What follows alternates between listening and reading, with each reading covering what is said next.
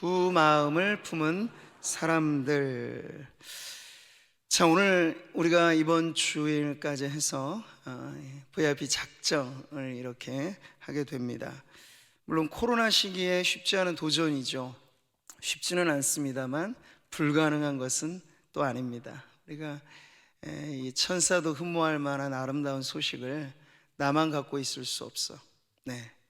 여러분, 건강에 대한 염려, 불안증이 이렇게 더 가중될 때 사실은 생명의 복음은 전하기에 딱 좋은 환경이라고 할 수 있어요. 그러니까 우리 성도님들 안에 이 미션, 우리에게 주신 도전이죠.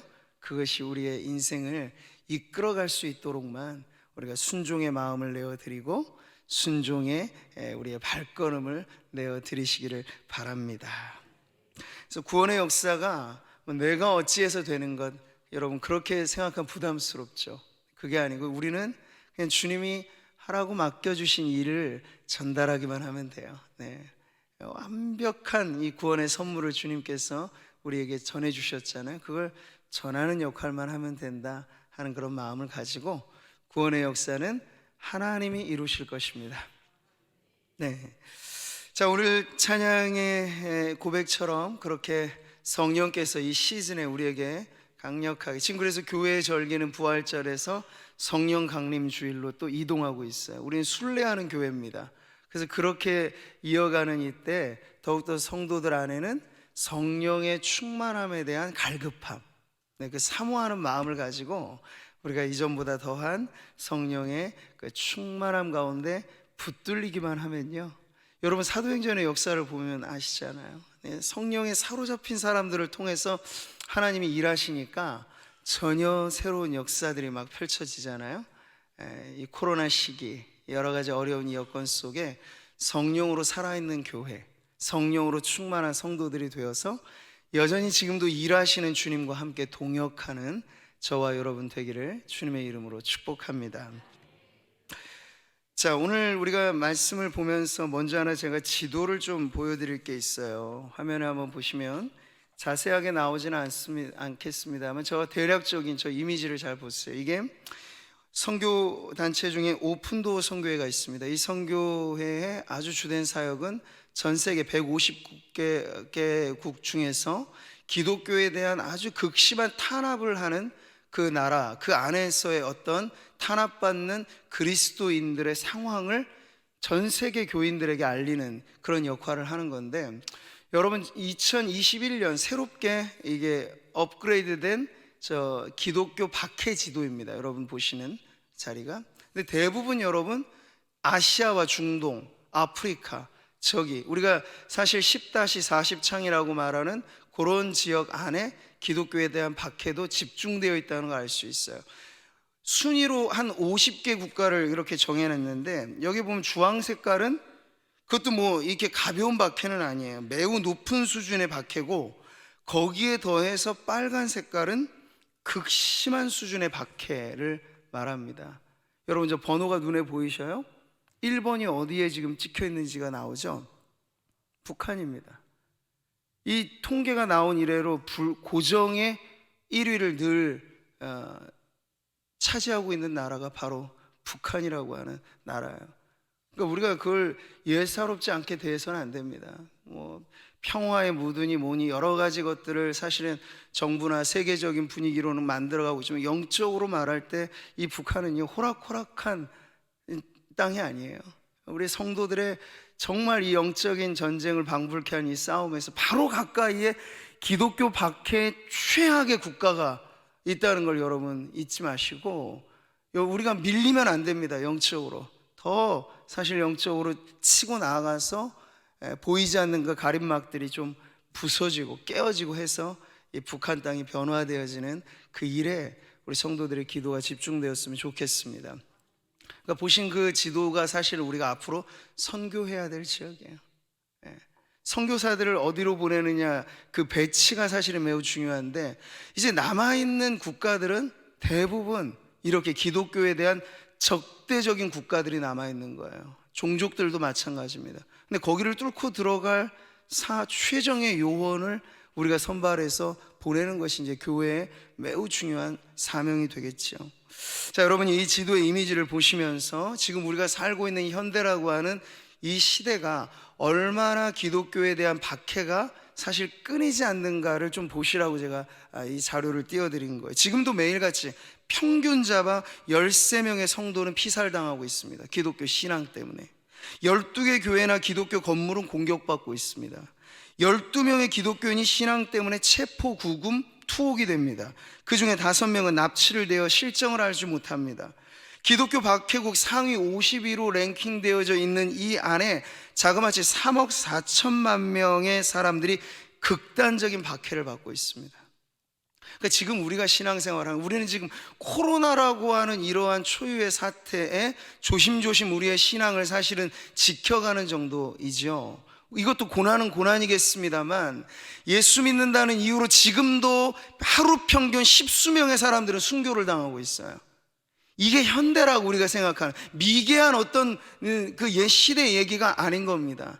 고도로 발달되어져 있는 이 현대라고 하는 시대에 여전히 기독교에 대한 악랄한 박해는 그 수위가 올라가고 있다는 거예요. 사망자 수도 50위 안에 60% 가까이로 증가되고 있다는 게 이 보도의 내용이에요.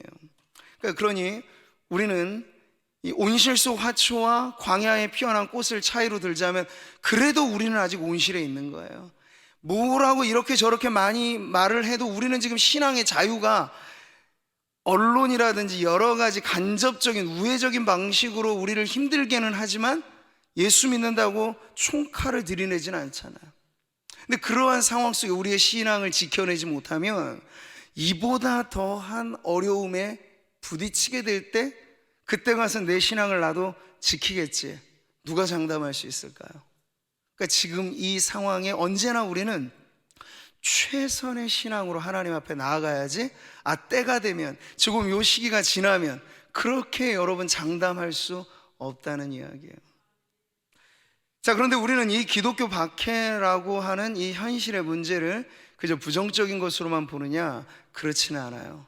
기독교 역사는 사실 이 박해와 함께 이어온 역사이기도 한데, 2세기 카르타고의 감독으로 수고하였던 테르탈리아누스라고 하는 교부가 있습니다. 그가 한 유명한 말이 이거예요. 순교자의 피는 교회의 씨앗이다. 자주자주 사실은 이야기를 하는 명언이기도 한데, 실제 기독교 역사가, 그래서 교회는 순교자의 피를 먹고 자란다, 뭐 이렇게까지도 좀 강렬한 표현입니다만 그렇게 이야기를 하는 거죠. 그러니까 하나님의 영광을 위해 그 한 목숨 버리는 것에 우리 하나님께서는 그냥 가만히 그걸 두고 보지 않으신다는 거예요. 그 흘려진 희생의 피 위에 하나님의 교회가 강력하게 세워진다는 걸 기독교 역사는 지금까지 입증해 왔던 거죠. 우리가 지난 시간 허영의 도시에서 순교를 당하는 신실의 그 모습을 보았죠. 내가 죽도록 충성하라, 그리하면 내가 생명의 관을 내게 주리라 하는 이 말씀과 함께, 여러분 그렇게 죽임당한 이 순교의 장면에 대해서 다시 한번 여러분 떠올려 보신다면 존 버년이 이렇게 묘사를 합니다. 적들이 신실을 처형하자마자 대기하던 마차가 신실을 태워 곧장 구름을 뚫고 나팔 소리가 울려 퍼지는 천국문으로 날아 올라갔다. 그렇게 신실은 가장 빠른 길로 천국에 이르렀다. 이 세상에서야 죽음은 비극이라고 생각하겠지만 주를 위하여 그 한 목숨 내어놓는 이 순교에 있어서는, 여러분 보세요. 스테반 집사의 순교의 현장에 우리 주님이 벌떡 일어서시잖아요. 영접할 준비를 하시는 거예요. 잘하였다, 착하고 충성된 종이라고 받아주시는 거죠. 이게 바로 세상과 이 세상의 육신의 눈으로 다 말할 수 없는 하나님의 세계에 일어나는 일들이라고 하는 것이죠. 자, 오늘 우리는 그 순교의 현장을 이어서 이 철로역정의 이 여정이 또 새로운 동반자들과 함께 시작되어지는 것을 보게 됩니다. 혼란한 틈을 타서 이렇게 탈옥하고 자신의 이 믿음의 길을 계속 걸어가는 크리스찬에게 새로운 인물이 등장하는데 그 이름이 바로 소망이에요. 자, 이 소망에 대해서 오늘 철로역정이 이렇게 말합니다. 이렇게 신실은 죽음으로 진리를 증명해 보였고 그의 육신이 불탄 잿더미 속에서 크리스천과 순례의 길을 함께할 새로운 길 동무가 탄생했다. 소망은 오래지 않아 더 많은 시장 사람들이 순례의 길에 나설 것이라고 말했다. 바로 이거죠. 우리나라도 대동강변에서 강을 채 건너오지 못한 토마스 선교사님이 성경책 던져준, 그러면서 순교를 당했던 그 현장에 그 선교사를 죽였던 그 병사들 중에 받은 성경책을 그냥 집에 다른 거 발을 종이로 치면 이 성경책 종이가 너무 좋아 보여서 그걸 사방에다 갖다 붙인 거예요. 이게 무슨 내용인지도 관심 없이. 근데 붙였던 그 성경의 내용이 언젠가부터는 눈에 들어오게 되는 거예요. 그 말씀을 통해서 예수님을 믿게 되어지고 한국 초대교회 초석을 이루는 그러한 놀라운 구원의 역사는 그렇게도 일어났다는 것이 우리 한국 교회사가 보여주는 내용이에요. 그럼 여러분, 우리가 이것을 통해서 뭘 할 수 있습니까? 한 알의 밀알이 땅에 떨어져 썩어 죽어지면 그게 손실일까 하면 손실이 아니고 거기서부터 더 많은 열매가 맺어지게 된다는 것이죠. 이게 바로 하나님 나라의 법칙입니다. 잃는 것이 잃는 게 아니고 죽는 것이 죽는 게 아니고 그것을 통해서 더 많은 하나님의 기이한 역사가 일어난다는 거죠. 복음을 위하여 옥에 갇히기까지 수없이 많은 고난을 당했던 사도 바울의 간증은 그 옥중에서 나오는 거예요. 이렇게, 형제들아, 내가 당한 일이 도리어 복음 전파의 진전이 될 줄을 너희가 알기를 원하노라. 빌립보서 그 옥중에서 쓴 편지에서 자기가 당한 일, 감옥에 갇히고 고난을 당하는 이 일로 인하여 오히려 복음은 안에 있는 간수들에게도 그리고 밖에 있는 사람들에겐 더 뜨거운 열정을 불러일으켜서 하나님께서 큰 일들을 이루셨다 하는 게 옥중에 갇힌 사도의 간증이었다 하는 거죠. 자, 그러니 복음의 역사는 후퇴하지 않는다는 믿음을 가지시기 바랍니다.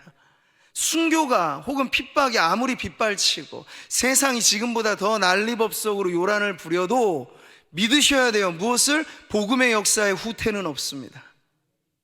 근데 다만 하나님께서 이 촛대를 누구를 통해 일하시는가에 차이가 있을 수 있어요. 우리의 신앙을 굳건히 지킨 교회와 성도라면 하나님은 그 성도에게 불을 붙여주세요. 그러나 우리에게 기회를 주셨음에도 불구하고 우리가 이 등불을 지키지 못하면 하나님은 이 불을 다른 데로 옮기실 권한이 있으세요. 그러니 우리의 걱정은 복음의 후퇴냐 마느냐는 우리가 걱정할 문제는 아닌데, 다만 하나님의 이 영광스러운 나라의 일에 우리가 쓰임받느냐 마느냐가 우리에게 있어서는 가장 중요한 관심거리이고 기도의 제목이 되어야 될 줄 믿습니다. 철로역정 여러분, 필그림 하우스에 보면 이 동상이 이렇게 만들어져 있어요. 저기 보면 갑옷을 입은 이는 크리스찬이고 지팡이를 지고 같이 동반하게 된 저 인물이 바로 소망인데, 계속해서 그 여정선상에 신실은 떠나갔지만 하나님께서 그 옆에 빈자리를 그냥 두지 않고 또 다른 동반자를 이렇게 붙여주심으로써 외롭지 않는 그 철로 역정의 길이 이어지고 있다는 걸 보여주고 있는 거죠. 자, 그렇기 때문에 우리 안에는 이는 내게 사는 것이 그리스도니 죽는 것도 유익함이라 고 말했던 이 사도 바울의 신앙의 고백이 오늘 저와 여러분의 신앙 고백이 되기도 바랍니다.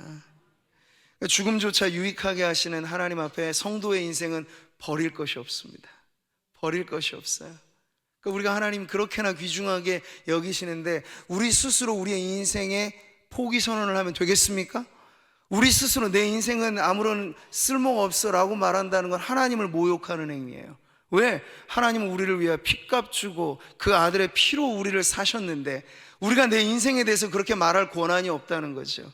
하나님이 나를 귀히 여기시는 만큼 성도님들로 여러분의 인생을 귀히 보시기를 바랍니다. 내 귀한 인생 무엇을 하며 사는 것이 가장 보람될까라고 하면 여러분, 성도들에게 인생 가운데는 모두마다 각자 다른 모습으로 살아가지만 가는 방향이 뿔뿔이 다르지는 않을 거예요. 다 천국을 향하여 가는 믿음의 길로서 우리 성도님들의 걸음이 더욱더 굳건하게 이어질 줄 믿습니다. 자, 이렇게 소망을 만나서 가는 그 여정 속에 또 다른 일단의 무리들이 찾아오게 됩니다. 이 철로역정의 과정이라고 하는 건 좋은 믿음의 동반자만 만나는 게 아니고 유혹과 미혹거리가 될 만한 그러한 많은 사람들이 그 여정에 찾아온다는 그 특징이 있는데, 이번에 찾아온 사람, 그 사람의 이름은 사심이라고도 불리고, 영어로 by and라고 하는 이 단어는 두 마음으로도 번역이 될 수 있습니다. 그래서 저는 오늘 두 마음이라는 이름으로 표현을 한 것인데요, 그 사람이 지금 다가오면서 자신의 출신지를 말하기를 나는 가먼이설이라고 하는 마을에서 온 사람입니다 라고 밝히고, 거기에 자기 친척들의 이름을 이렇게 소개시켜 줍니다. 몇몇 인물들이 이래요. 특별히 유명한 분을 소개하자면 배신이라는 어르신과 기회주의자라는 어르신, 가먼이설이라는 어르신이 있지요. 사실 우리 마을의 이름이 가먼이설 어르신의 이름을 따서 지어진 것입니다. 그러니까 그의 출신과 그가 가까이 지내는 사람들의 특징이 속속들이 어떻다 하는 것을 보게 되는 거죠.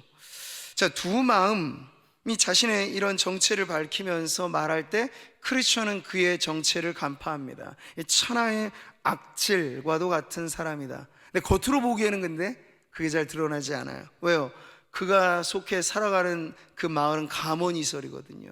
겉으로 보이기에는 아주 아름다운 달콤한 말들로 사람을 꿰기에 전문가 집단이라고 말할 수 있는 거죠.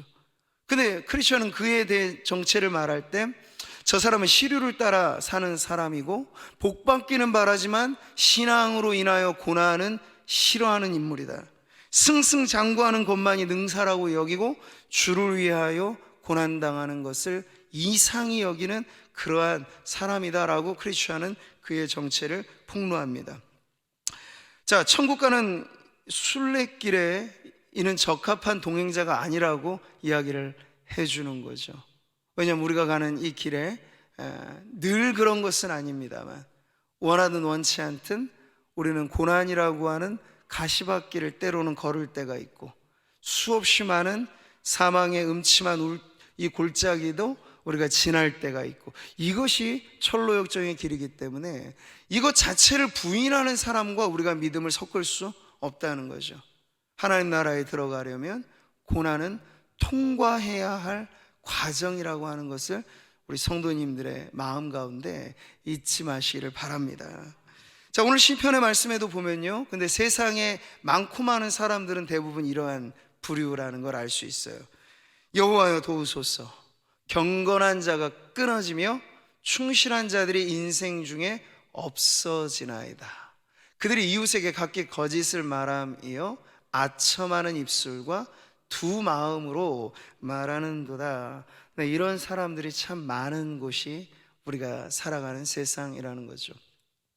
논어에 보면 교원영색이라는 사자성어가 나옵니다. 듣기 좋은 말, 그리고 잘 꾸며낸 낯빛. 근데 공자는 이런 사람을 주의하라고 가르쳐 주는 거야. 그런 사람에게서 사람됨을 기대할 수 없다, 오히려 이야기를 해주는데, 여러분 오늘 가먼이설의 마을에서 그리고 두 마음을 가지고 이 믿음의 길에서 고난은 원치 않고 신앙을 하나의 도구화해서 승승장구하는 수단으로만 삼는 이 두 마음이라고 하는 캐릭터는 분명 바로 그러한 인물이라고 할 수 있는 거죠. 그들은 말합니다. 우리의 혀가 이기리라. 우리 입술은 우리 것이니 우리를 주관할 자 누구리요? 이게 바로 세상에서, 아니 세상에만이 아니라 믿음이 있노라 말하지만 진정 고난을 통과한 믿음으로 검증되지 않은 그런 선에서 여전히 예수님을 믿음이 영광은 원하지만 고난은 달갑게 여기지 않는 인물들 중에 바로 이러한 사람들이 속해 있다 가르쳐 주죠. 자, 불순한 의도를 가지고 소망, 그리고 크리스천에게 접근한 이 두 마음이라고 하는 인물에게 또 다른 사람들이 따라 붙는데요, 유유상종이라고 했잖아요. 그와 친하게 지내는 사람들이 이제 길을 따라옵니다. 그들에 대해서 이렇게 말합니다. 그들의 이름은, 여러분 보세요, 세상 집착과 돈 사랑과 구두쇠였다. 그들은 어릴 적에 이 북쪽 탐욕 도시에 이익 사랑, 마을에서 같은 학교를 다니면서 움켜쥐기 싫어하는 선생에게서 배운 자들이었다. 여기 보면 하나하나 인물이, 이 이름이 참 특이하잖아요. 이게 철로역정의 우화적인 방식인데 의인화시킨 방식으로 지금 여기 나와 있는 이 내용들이 다 뭔가요? 성도들의 신앙생활에는 장애물과 같은 죄악이죠. 세상을 사랑하고 돈을 사랑하고 주를 위하여 아낌없이 나누지 않고 오히려 자기의 것이라 움켜쥐는 그 마음 말이에요. 이게 바로 경계해야 할 문제거리다 하는 것으로 지금 보여주고 있는 거죠. 그래서 두 마음은 지금 자기와 어울려 친한 이 세 사람과 이야기를 하면서 고난마저도 불사한다, 우리는 주와 함께 고난도 달게 받는다, 이러한 신앙을 고백하는 크리스찬을 오히려 비웃으면서 그는 이렇게 말을 합니다. 같이 한번 읽어보시죠. 정말 답답하게 그지없는 사람들이군. 날씨가 좋든 나쁘든 상관없이 길을 가야 한다고 고집을 부리지 뭐야. 나는 안전하고 편안한 환경에서 신앙생활을 하는 것이 합당하다고 생각하네. 저들은 비난을 받고 만신창이가 되어도 믿음을 지키겠다고 말하지만 나는 그렇게 힘들게 신앙생활을 할 생각이 추호도 없네. 그러니까 지금 이 사람이 신앙에 관한 한 아예 이방인 문외한은 아닌 것이에요. 신앙이 있노라 말을 합니다. 그런데 여러분, 그 신앙의 알맹이가 뭐냐라고 했을 때는 십자가가 빠져있는, 그래서 영광만 탐하는 그런 신앙이라는 그 허위가 지금 스스로의 말을 통해서 밝혀지게 된 것이죠. 자, 여러분, 모두가 사실 세상 사람 모두의 마음이 그렇지 않습니까? 편안하고 안락한 걸 싫어하는 사람이 어디 있겠습니까? 근데 우리가 신앙하며 살아갈 때 때로는 편안함과는 좀 거리가 먼 그러한 고된 신앙의 여정도 우리가 주를 위하여서 받겠노라 결단을 해야 신앙은 계속 길이 열려지는 것이죠. 안 그러면 그렇지 않아도 많고 많은 어려운 일들 중에 편안과 안락이 기준이 돼서 이것을 넘어서는 범위에 고난이 오면 나는 아니다, 이 기독교 신앙을 나는 재고해 봐야겠다, 그러면 더 이상 갈 수 없는 거예요. 천국까지 가는 그 길은 그에게는 아직도 험난한 여정으로만 남아있을 뿐이지 그 과정을 전혀 걸어갈 수는 없는 것이죠. 우리는 세상에서 여전히 신앙이라고 하는 걸 성공의 이익과 성공의 수단으로만 말하는 이들을 경계해야 합니다. 이것은 소위 세속화된 신앙이라고 할 수 있죠. 물론 성도들의 신앙에 하나님께서 복을 주시면 들어가도 복을 받고 나가도 복을 받는 은혜가 있을 것입니다. 우리의 떡반죽 그릇도 복을 받고 채워지고 넘쳐지는 은혜도 있을 것입니다. 그런데 중요한 내용은요, 그것만이 전부가 아니라고 하는데 우리가 도장을 찍어야 된다는 거예요. 우리의 믿음의 도장을 말이죠. 주와 함께 가는 길에 내게 때로는 순풍에 돛단 듯이 우리의 인생이 항해할 때도 있지만 역풍을 만날 때도 있고 암초를 만날 때도 있고 좌초의 위기에 직면할 때도 있으나 그럴 때도 나는 내 믿음의 항해를 포기하지 않겠다. 이게 여러분 우리에게 요구하시는, 하나님 바라시는 진짜의 믿음이라는 것이에요. 우리 사랑하는 성도님들에게 여전한 이 코로나의 시기는 우리의 믿음을 점검하기 하나의 좋은 테스트의 시기라고 저는 생각을 합니다. 큰 불편은 아닐 수 있어요. 박해까지는 아닐 수 있어요. 그러나 이것을 뚫고 위험과 어려움을 감수하면서 우리가 믿음의 자리를 지켜간다는 것에 우리는 작게나마 하나님, 내가 이 고난의 시절에 내 믿음을 주님께 드립니다, 내 순종을 주님께 바칩니다 하는 그런 고백의 기회가 될 수 있습니다. 이 좋은 기회를 놓치지 마시기를 바라요. 이 기회를 통해서 오히려 우리의 신앙 이전보다도 단단해지는 그런 은혜가 넘쳐나기를 바랍니다.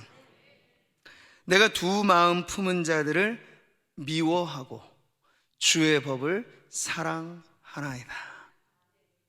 주의 법을, 이 말씀을 뒤집어 보세요. 주의 법을 사랑하는 자가 된다는 건 두 마음 품은 자를 미워해야 한다는 거예요. 근데 이것은 상대에 대한 어떤 인격에 대한 미움일 수도 있겠지만 우리 안에 있는 죄성에 대한 저항을 말하는 거예요. 내 안에 나누어지고자 하는 마음.